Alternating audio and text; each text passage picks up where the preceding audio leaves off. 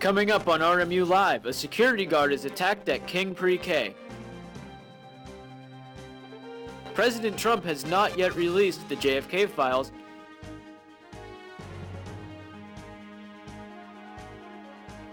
And he then also commented on the opioid epidemic. All of this and more coming up today on RMU Live. Today is October 27th, 2017. My name is Reagan Check. And I'm Nick Hedrick. Here's what's happening now. Joshua Gurto, who is suspected to have raped and murdered a 13-month-old in Ohio, is believed to be in the Pittsburgh area. He was last seen at a Sheetz wearing a camouflage jacket. He is also believed to be hiding out in the woods alongside I-79. If you see Gurto or have any information on his whereabouts, it is encouraged that you call the police. A security guard was injured after responding to an incident involving a student at King Pre-K at the north side. The guard was taken to Allegheny General and was later released that day. Officials say the student was taken to a facility. More details have not been provided. 17-year-olds Alfred Dupree and Victoria McCurley are facing attempted murder charges after incendiary device was found in a student's possession.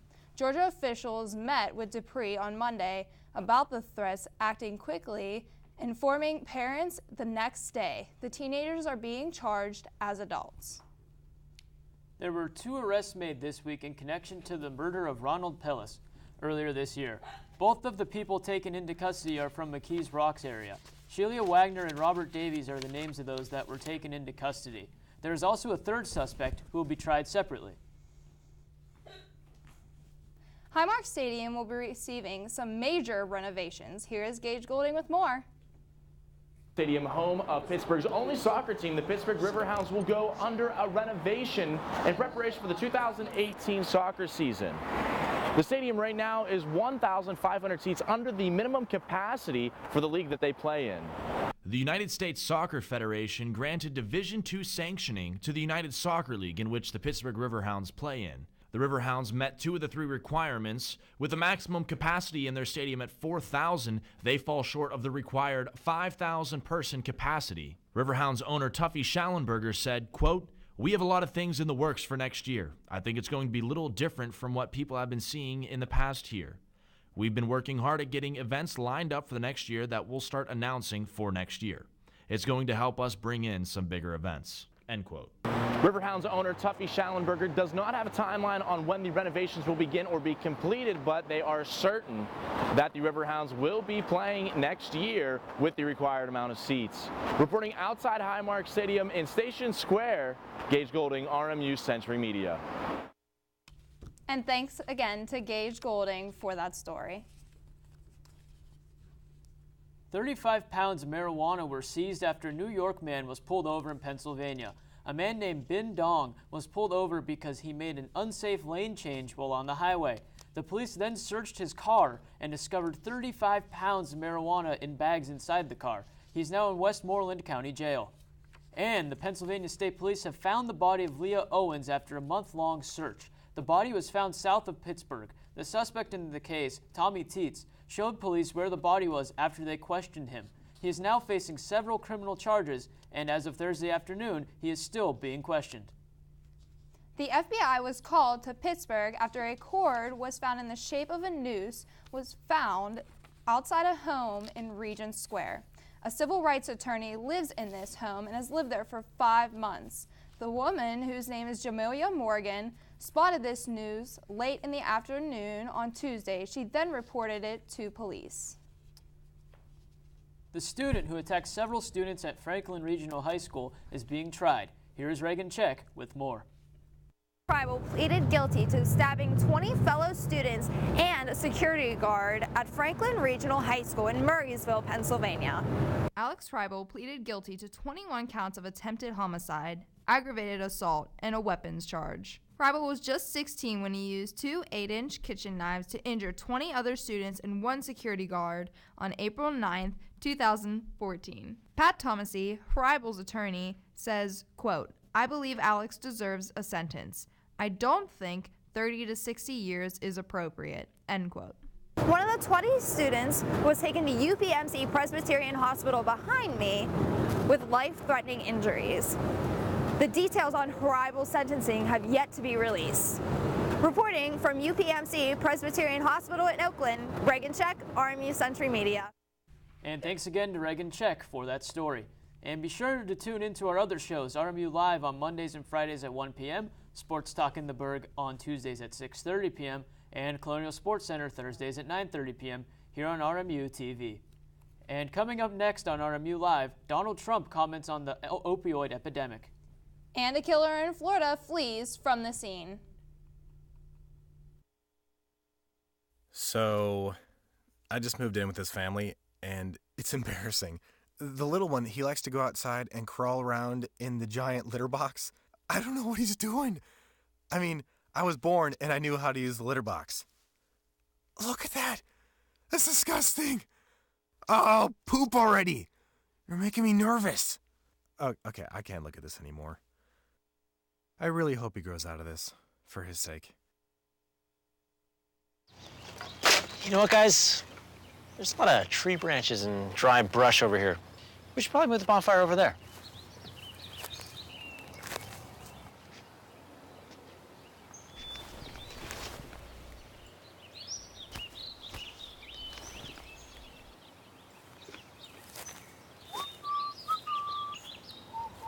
I'm guessing Smokey liked that idea.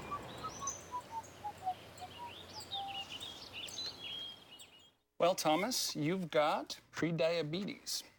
But with more exercise and a change in diet, it can be reversed. I've tried exercising. It just makes me hungry for bacon. I love bacon, too. And who really likes to exercise? Not me. Me neither. Nobody. So we're good? What? Oh, you still have pre-diabetes. Big time. Look at you. You're at the top of your game. You're unstoppable. Nothing can throw you off track. Wait, is that your car? Uh-oh. Yeah, I saw that coming. That will throw you off track. You're looking at around 10 grand in fines, legal fees, and increased insurance rates. Let's try this again. Smart move. Because buzz driving is drunk driving. The opioid epidemic was declared as a national public health emergency on Thursday by President Trump. The president stated that this needs to be the generation to end this epidemic. He then stated that there needed to be more enforcement on opioids. Later, he claimed that building the wall would help with drugs being brought into the United States. Police in Tampa have released a video showing a suspect running away from a homicide on Thursday. Officials believe that the person in the video is the same person who committed 2 other homicides earlier this month. There is no description of the suspect. Officials have been avoiding calling the suspect a serial killer. As the investigation continues, the police presence will be heightened in Seminole Heights. 2 women were rescued by the Navy after they had been stranded on their boat for months. The engine of their boat died and they had to send distress signals for the last couple months. They were located 900 miles southeast of Japan. Finally, a Navy boat reached the women and then rescued them as well as their dogs. A woman that has been missing for 42 years was found in New York this week. 78-year-old Flora Stevens was found at an assisted living facility in Massachusetts. Her husband dropped her off for a doctor's appointment 42 years ago, but Stevens was not there when he returned to pick her up. They were finally able to find her after they tracked her social security number. President Trump announced that the JFK files would be released on Thursday. However, as of Thursday afternoon, they had not been released. This comes back to the president himself, as he still apparently needs to approve of the release of the documents. The archives, who has the documents, must be given his permission to release the files. And as stated before, the president has not done that yet. North Korea will be expanding its prison network. They believe that this is crucial to the current regime staying in power. These prisons are called re-education camps. These camps are said to have very harsh living conditions, and in some cases, being in one is life-threatening. It is also believed that a new camp is being built that is nearly 6 square miles. Iraqi leader Mossad Barzani might be stepping down soon. Barzani and his family have ruled the Kurdistan Democratic Party for a very long period of time. However, he might step down due to pressure he is facing. The European Union and the United States are not supportive of Barzani, which might lead to him stepping down. On Thursday, a Russian helicopter fell into the sea off of Svalbard. The 8 people on board. The helicopter was on its way to Bartensburg. Officials say there was heavy snowfall and poor visibility in the region. Officials say the helicopter crashed 2 to 3 kilometers away from Bartensburg. There is a mystery illness in Sweden called registration syndrome. This disease causes children to stop walking, talking, and prevents them from opening their eyes. Children eventually recover from this disease, but nobody knows why this disease is only in Sweden. Medical researchers continue to look into this, but they cannot find an answer. On Wednesday, a humanoid designed by David Hansen gained its citizenship in Saudi Arabia, becoming the first robot to gain its citizenship in the world. A bomb went off outside of Kiev station in Ukraine. Lawmaker Ihor Moisichuk was wounded in this attack, which also killed his bodyguard. 1 pedestrian was also killed and 4 people were wounded.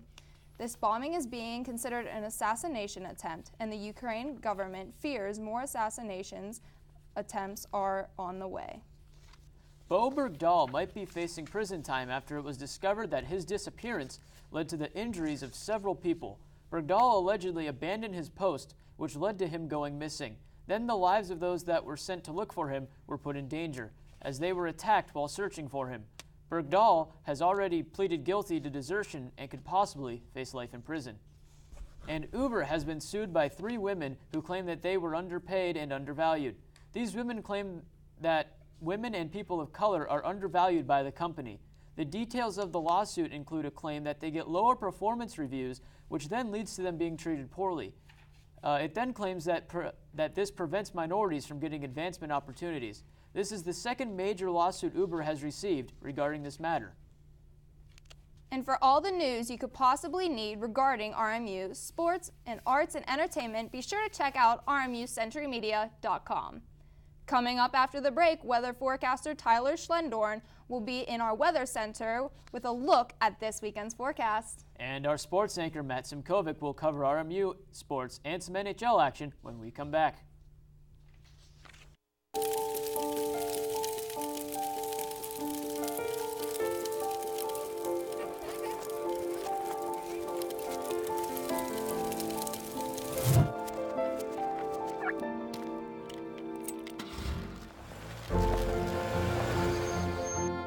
Did you know parking over tall, dry grass can spark a wildfire? Only you can prevent wildfires.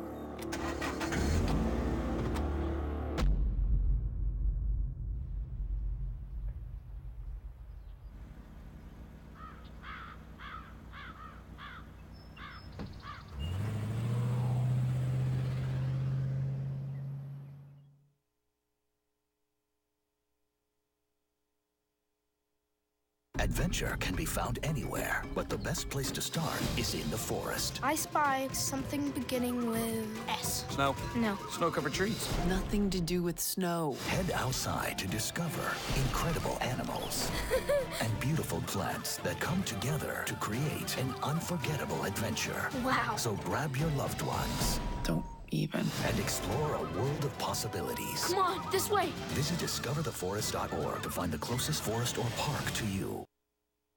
Welcome back to RMU Live. My name is Matt Simkovic, and now it's time to get into sports. Let's start sports by saying Parents Weekend was absolutely filled with RMU wins. On Friday, women's hockey destroyed Brown University by a score of 11-0. Volleyball beats Long Island University Brooklyn by 3-1. Men's hockey beats Army 4-2. Women's soccer beat Farley Dickinson 2-1. And men's soccer takes the only loss of the night against St. Francis Brooklyn by a score of 3-1.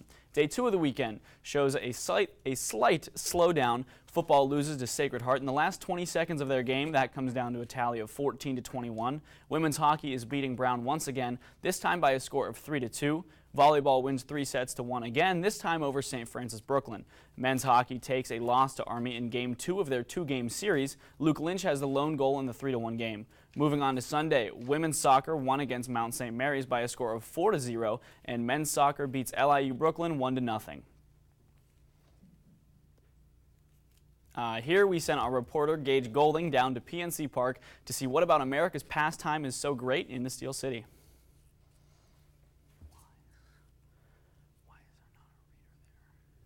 To have baseball.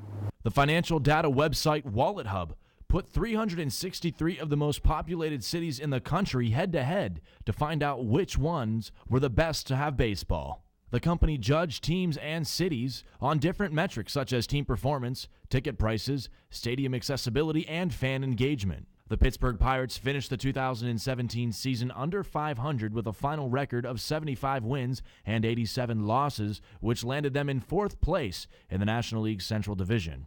PNC Park is still ranked as one of the best ballparks in America. They are ranked number 5 for accessibility. Now, the Pittsburgh Pirates team is ranked 6th overall for team performance and fan engagement. Now, the Pirates ticket sales are ranked 15th in price out of the 30 club teams. Not only did the Pirates suffer to perform on the field, attendance at PNC Park continued to drop from nearly 2.5 million in 2015 to only 1.9 million fans coming to see the Pittsburgh Pirates in 2017.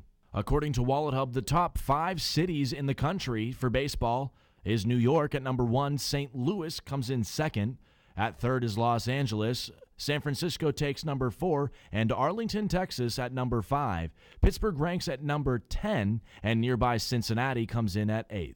This report comes in light after executive Hollywood film producer Thomas Tull says he's interested in buying the Pittsburgh Pirates for $1 billion. Now, majority owner of the Pittsburgh Pirates, Bob Nutting, has not commented on this, but he has said in the past he's not interested in selling the Major League Baseball team. Reporting from PNC Park on the North Shore, Gage Golding, RMU Century Media. Thank you once again to Gage. Now let's get into previewing what our athletes here at Robert Morris are up against this weekend. Coming up tonight in RMU Athletics, volleyball plays at Sacred Heart at 6 p.m. Men's hockey takes on Ohio State in Game 1 of a home-and-home series. Tonight's game will be at Ohio State. And men's basketball plays Niagara at 7 p.m. Tomorrow, our Colonial football team plays at St. Francis. Women's hockey plays Penn State at PSU. Volleyball plays Farley Dickinson at 4 p.m. And the men's hockey team returns to Colonial Arena as we hope to white out Ohio State in the second game of this weekend series. Transitioning into Sunday now, women's hockey plays Penn State one more time. Men's soccer takes on Sacred Heart at 1 p.m. And women's soccer plays Wagner at 2 p.m. Now let's see how the weather's going to look for all these games with our weather correspondent, Tyler Schlendorn.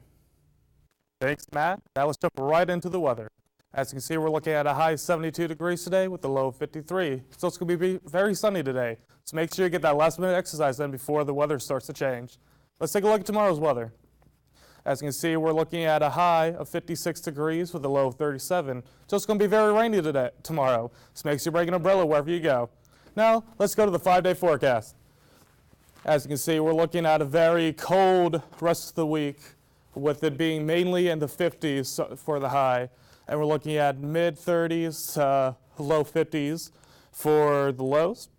And over the next week, it looks like that we're going to see the first bit of snowfall in Pennsylvania at Seven Springs Mountain Resort. So for all of those going to the resort, have fun going snowboarding, sledding. And now, let's head back to the desk with Nick Hederick and Regan Schick.